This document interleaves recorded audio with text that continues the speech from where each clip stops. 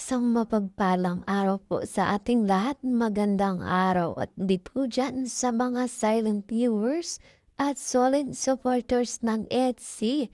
Mega love shoutout po at kamusta po kayo? So yun mga kalingap, may panibago na naman po tayong pag-uusapan patungkol nga po dito na kung saan EDC. Bakit nagkakagulo? Edo at Beyonce, hiwalay na. At yan nga po ang ating pag-uusapan maya-maya na lamang.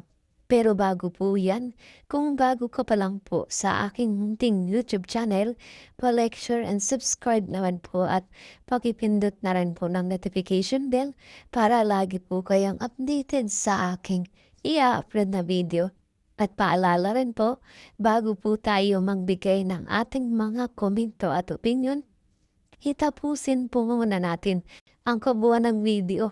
Nang sa ganun po akma po ang ating i-comment mga kalingap. At lagi ko rin nga pong hiling sa inyo, patuloy po nating suportahan ang magama na matubang. Napakaganda nga po yung ipinapakita nila sa atin mga pagbibigay saya at tulong sa ating mga kababayan. Suportahan po natin at imaraton mga kalingap. Nang sa ganun nga po marami pa po silang matulungan, lalong-lalo na nga po dyan, yung mga kapos sa pangangailangan, imalingap po nila. At syempre, wag natin kalimutang suportahan ang kanilang may bahay. Walang iba, kundi sina Ate Edna Vlogs at Jackie Tafia. Huwag po sana tayong magsasawang sumuporta mga karingap. So yun, balik tayo sa ating pag-uusapan at tatalakayin ngayong gabi na kung saan EDC nagkakagulo na mga karingap. Edo at Beyonce, hiwalay na nga ba? At yan nga po, grabe naman talaga ang EDC ngayon talagang nagkakagulo ang bawat isa. Meron nga raw pong naghatid ng balitang hindi totoo na ang EDC o si Edo at Beyonce ay hiwalay na mga kalingap. At alam naman natin yan kung sino. At dahil nga rin po kay Dr. Love ay na-mention o nasabi ni Dr. Love dito kung sino nga po yung nagsabi nitong hiwalay na ang EDC mga kalingap. Yung asa niya, nasabi ni GP matagal na raw silang naghiwalay. Oh, di ba?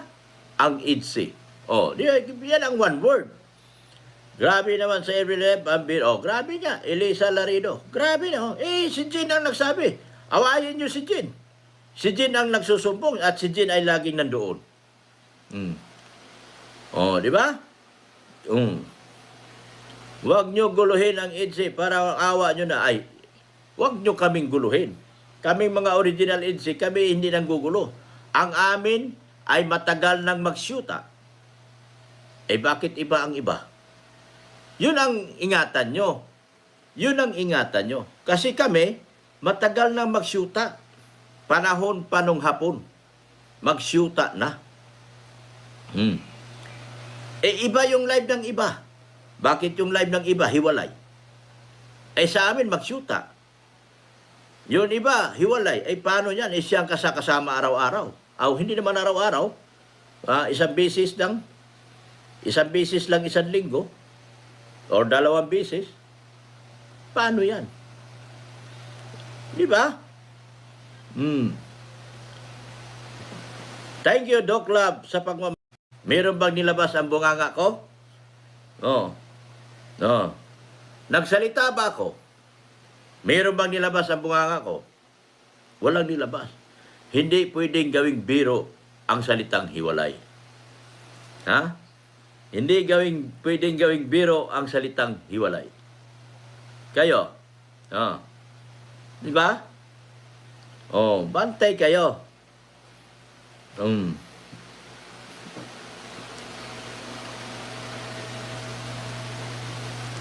Ibad ang pinag-usapan. Huwag niyong gawing biro ang salitang hindi ka biro-biro.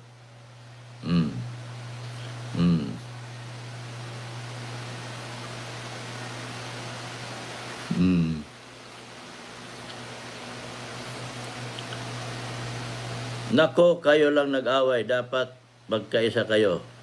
Sino nagkaisa. Ako na founder, kailangan ako makipag-isa. At yan nga po mga kalingap, Dr. Love natin nagalit sa balitang ito na hindi nga rin naman po totoo mga kalingap at huwag gawing biro ang salitang hiwalay dahil nga po ang pagkakaalam ng lahat, Beyonce at Edo ay matagal nang magjowa at wala nga raw pong hiwalayang nangyayari dito mga kalingap. Kung kaya Dr. Love ay pinantanggol itong EDSI natin at alam natin mga kalingap sa pamamagitan nito ay magkakaroon nga po ng problema ang EDSI natin hanggang sa si Kalingap Rab ay magkakaroon na naman ng panibagong rules patungkol dito sa kanilang mga love team mga kalingap. Kung kaya hanggang sa ngayon ay mas minabuti ni Dr. Love na malinawan ang lahat na itong Asia nga pong hiwalay na ang EDSI o si Ed at Beyonce ay hindi nga po totoo para nang sa ganon ay maging kampante na ang lahat mga kalingap. Samantalang kalingap Rab natin ay wala pang mensahe patungkol sa isyong ito at talaga namang alam nating nakikiramdam lamang itong si Kalingap Rab sa mga nangyayari at hanggang wala pa nga pong sinasabi si Kalingap Rab na hiwalay na itong mag-love team ay wag po nating paniwalaan ang balitang ito mga kalingap dahil mas magandang kay Kalingap Rab natin marinig ang ganitong salita dahil alam nating yun ang totoo mga kalingap. Kung kaya sa ngayon patuloy pa nating suportahan at syempre ang love team ng NC ay alam naman nating totoo ito mga kalingap. At alam naman nating sigurado tayo na ang NC ay legit mga kalingap at totoong nagmamahalan nga po sa isa't isa kung meron man nga po mga bashers na gustong sirain ang love team na ito ay talagang alam nating hindi papayag itong si Edith Beyonce dyan mga kalingap. Lalo na nga po itong founder nila si Dr. Love. At yan nga po ay talagang galit na galit dito sa isyong ito na talagang sinasabing hiwalay na ang EDSI ay hindi talaga makapaniwala si Dr. Love mga kalingap. Kaya ngayon patuloy nating suportahan, panoorin, imaraton palagi ang vlog ng EDSI. Ganon din po sa vlog ni Kuya Balkal at ni Edu mga kalingap. At syempre patuloy nating panoorin mga kalingap ang kanilang vlog na sa ganon ay patuloy pa rin silang makapagbigay ng tulong sa mga nangangailangan.